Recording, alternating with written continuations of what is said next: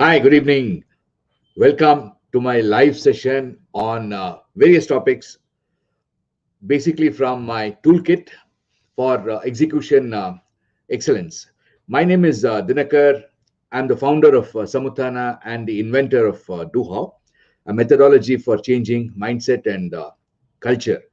That's something which is interesting because though I'm an engineer and come from a manufacturing background, I got this I developed the Duhao mainly because, see, finding a solution is quite easy, but getting it implemented is more difficult, and that's where mindset and culture is involved, and that's the reason why I went on to develop Duo, which is possible to be used for both hard and soft targets that can be achieved using Duo, a methodology for creating focused discussions and debates for changing the mindset and culture to achieve a specific target. That's what Duo is all about. So now let me get back to my daily live session, which is to show you and talk to you about some tools which I know, quite a few of them. And I pick up one tool at random and speak to you. Yesterday, I spoke to you about SWOT analysis. Today, I'll be speaking to you about empower teams. And I'll show you at the end of the session today as to what I'll be talking about tomorrow. So let me give you a very brief recap of what I spoke yesterday. This is about SWOT analysis. I said the most important thing is when you're doing SWOT analysis, strengths and weaknesses are from the internal perspective, and there again, try to use some kind of concrete metrics or some kind of data to really validate that, because normally we tend to be very luxurious sometimes, or tend to be very miserly in terms of identifying the strengths and weaknesses. Therefore, it's important that we use some data facts which is available within the organization and use that to evaluate the strengths and weaknesses. And then coming to the SWOT analysis, uh, uh, as far as the external areas are concerned, opportunities and threats are outside the company, normally outside the own domain. And there, for opportunities, my suggestion was to use what is called as a blue ocean strategy, where you can identify the market, identify that in a very, what should I say, structured way, and that can be a good source for identifying the opportunities. And when it comes to threats, I said maybe one could think of doing a pest layer analysis, which I'll be talking about tomorrow, as a basis for identifying the threats, because threats come from outside because of various changing environments, and that's something which is important to understand. Therefore, and also apart from the pest analysis, one could also do the strategy canvas of blue ocean strategy, which I had not mentioned yesterday. And today I told that I'll be speaking about the empower teams, and that's what I'll be doing. And before I start, I want to acknowledge that I could correct the direction or the size, the way the red hierarchy was shown. It was shown wrongly yesterday, so I'm sorry for that. So now it's corrected. So it's a very simple thing, so I'll not really make that big. You can look at me, and I can also look at you. So that's more interesting.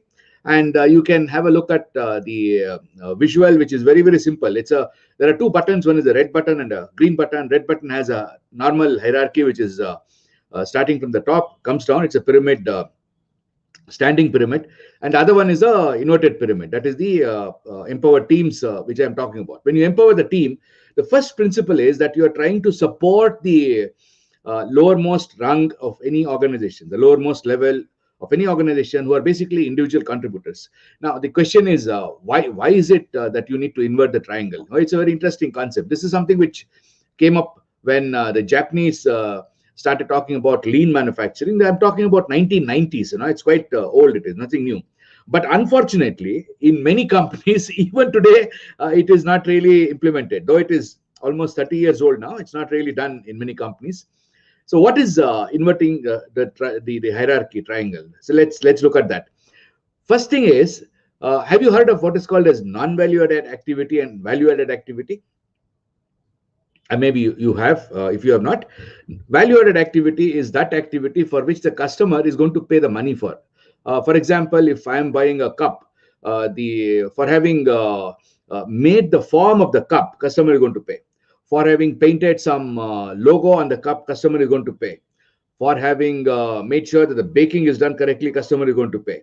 For having, let us say, ensured that the colors are fine, customer is going to pay. Whereas for managing the labor who did that job, customer is not going to pay, because that is not something which is value added. or for example, making sure that the accounts are all written down, customer is not going to pay, or for example, making sure that the loan is taken from the bank and the entire finances are managed, and then marketing is done to make sure that the customer is found out. For that, customer is not interested in paying, because the basic idea is wherever there is a value addition, for that the customer is interested in paying. And that's the basic concept of value added activity and non-value added activity. Value added activities are those where customer is prepared to pay because there was some value creation in either the product or the service. For example, if you are talking about my activity of facilitation and then of transforming companies, my presence there with the company is a value-added activity. For that, the customer is willing to pay because they're getting something from me as an individual, as an expert. Whereas if you are looking at some kind of a marketing campaign which I'm doing, this cost which I'm spending for the live sessions which I do in the evenings, customer is not interested in paying because that is something which is called a non-valued activity. There are non-valued activities which are mandatory to be done. There are non-valued activities which can be avoided, which is called as waste, you can say.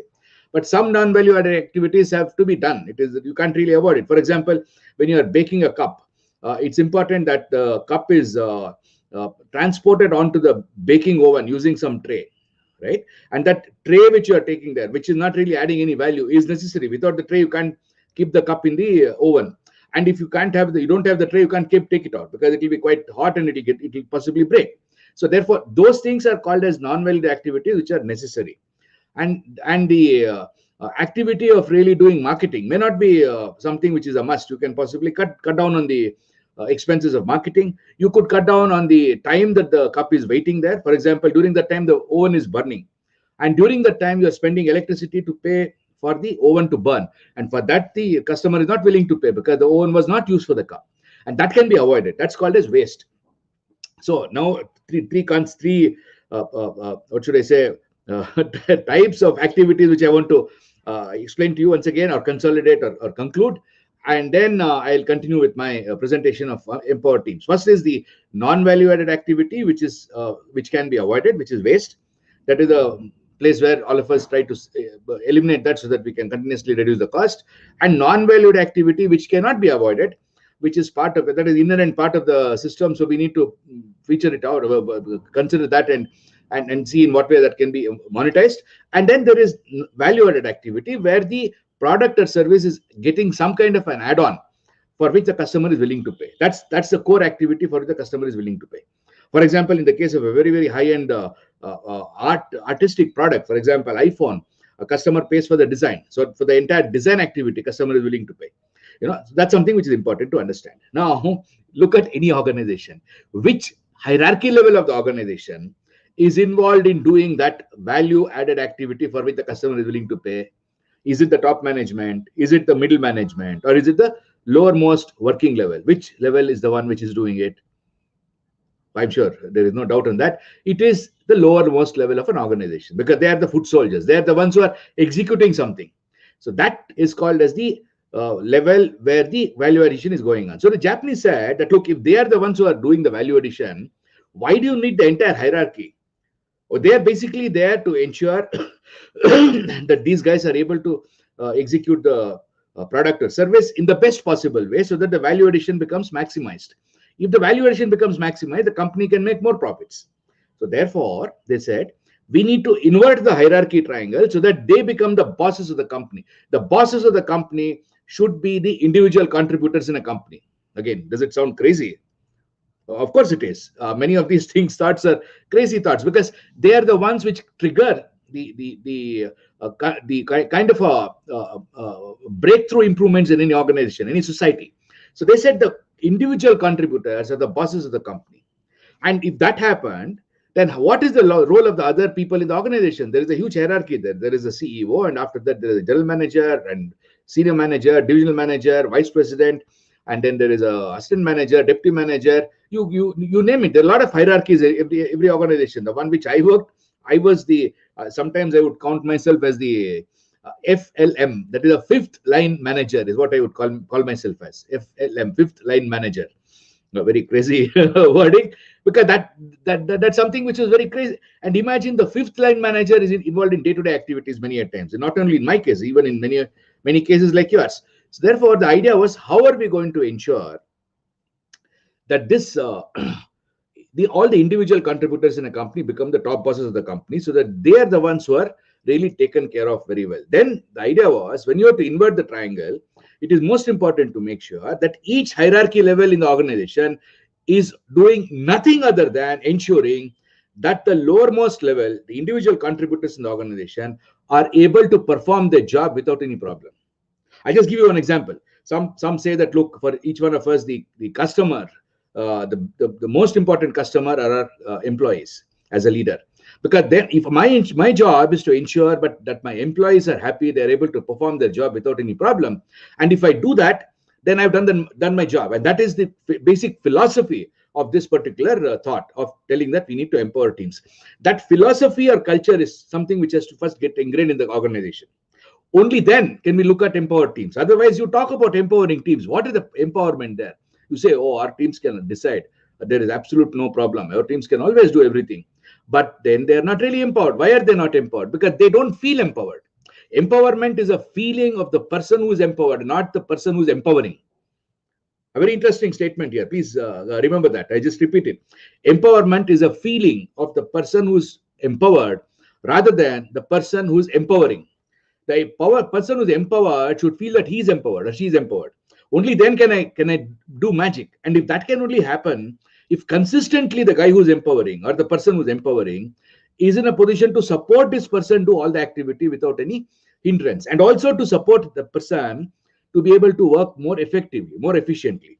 So that is the basic idea of empowering the team. That's a cultural issue that I took a long time to explain that, because that is the foundation of empowering teams. Now I'll talk about something which is very, very, what should I say, rock bottom. We had what we called a stop in the organization where I worked, and I saw this for the first time in a plant in Charleston, in USA. They called it a stop, team-oriented production. It was really magical to watch that. The operators came in, and after that, they had a daily morning meeting, like anywhere in the organization. You got a sunrise meeting, sunset meeting, and each one came with one topic. They called each of these people as the point leaders, delivery point leader, quality point leader, safety point leader, productivity point leader, labor point leader, etc. So each one have their targets. They come there and then present. They're all operators, right? They're not really managers at all. And they would basically talk about what went on, what went well yesterday, what didn't go well yesterday, where are we as far as the target is concerned, what are we going to do? Very quick meeting. And for this, these point leaders would come a little in advance every day. And for that, they were getting paid overtime, maybe half an hour, 15 minutes, 20 minutes advance. And then, or maybe 1 hour in advance, and try to prepare for that morning meeting. And then their job is only to do that. Apart from that, work in the machine and operations. And then at the end of the day, they will again possibly spend another 15-20 minutes to close the day so that they are ready for the next day's meeting. So this is the way the team was fully empowered. They were running the show. There was nobody else doing that. And as we moved along, at some point of time, I had the opportunity of managing such teams in India too. We had such teams in Jaipur. We called them as the top teams. Outstanding. We had about 20 odd top teams.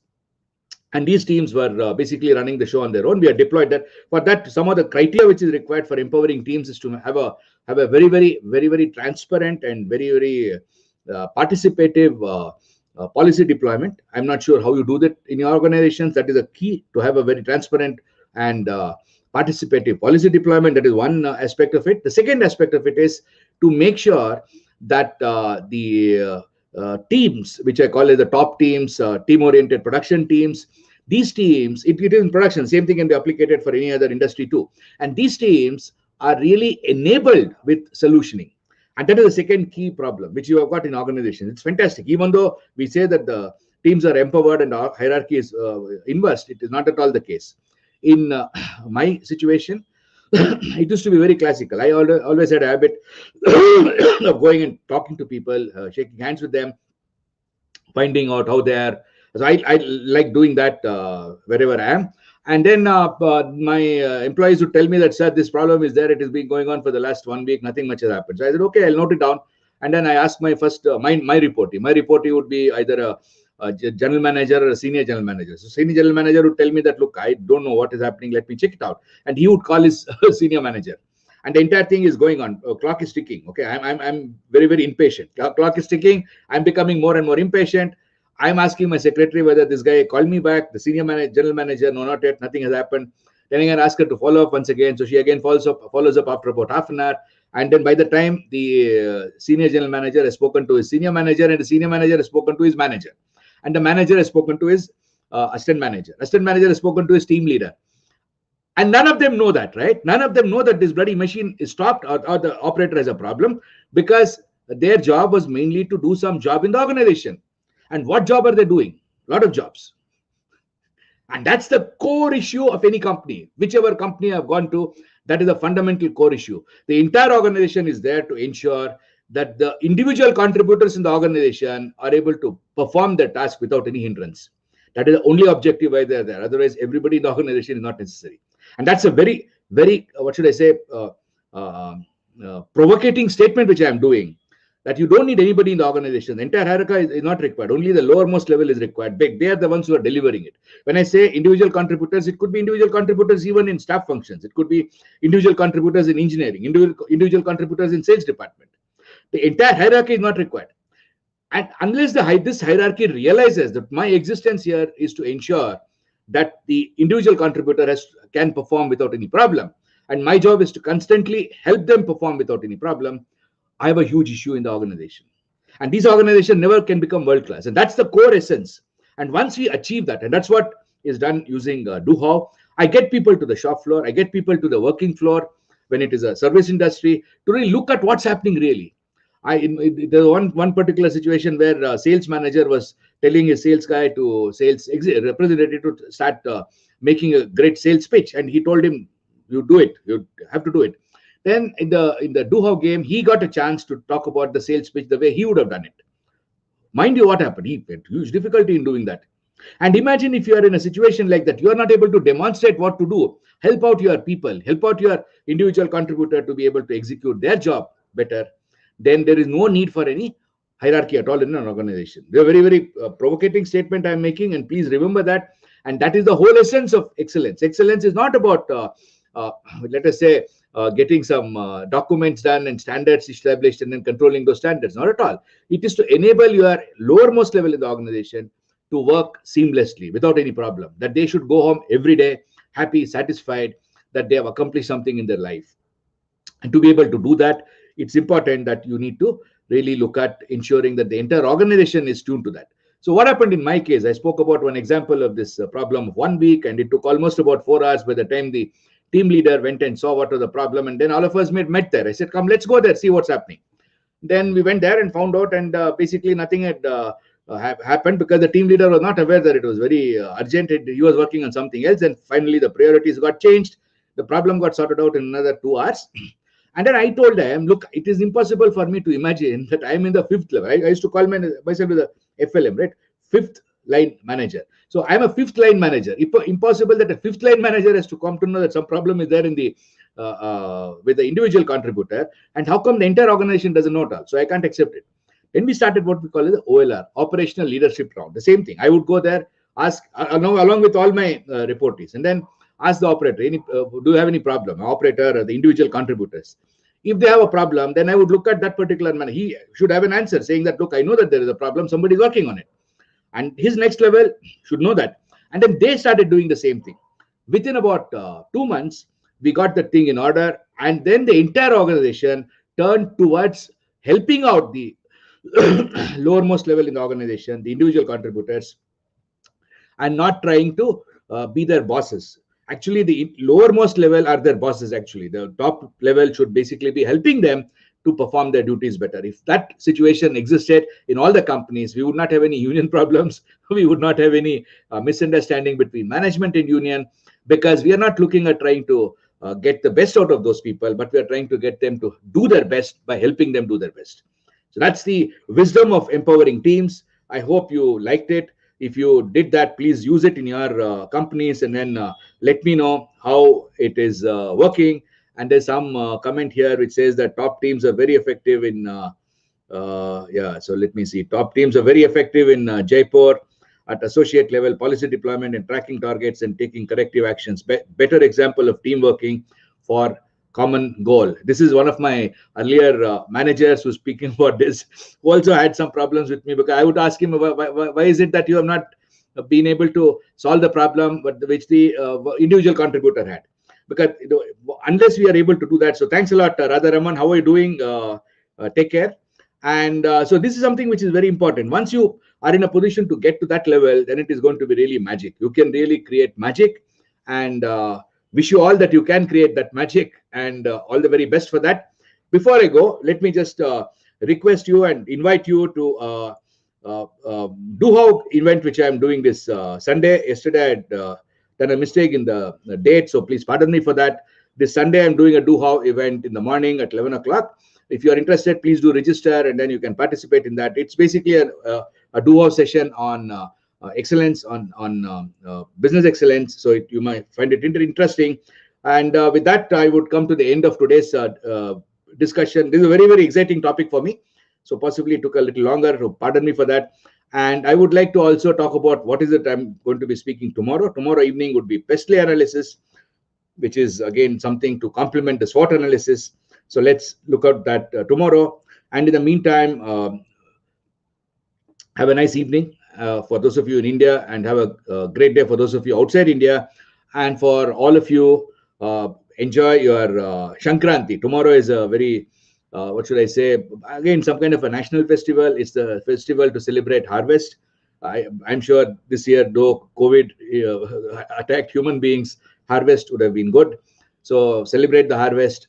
Very, very happy Shankranti to you. Shankranti is called in very, very different names. Bihu and Shankranti in the south, Makara Sankranti in the north, like that.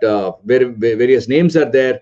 So irrespective of the names, all of you, please celebrate your harvest festival. And this could be for all the ones in the northern hemisphere. Sometime in January is when one would celebrate this festival.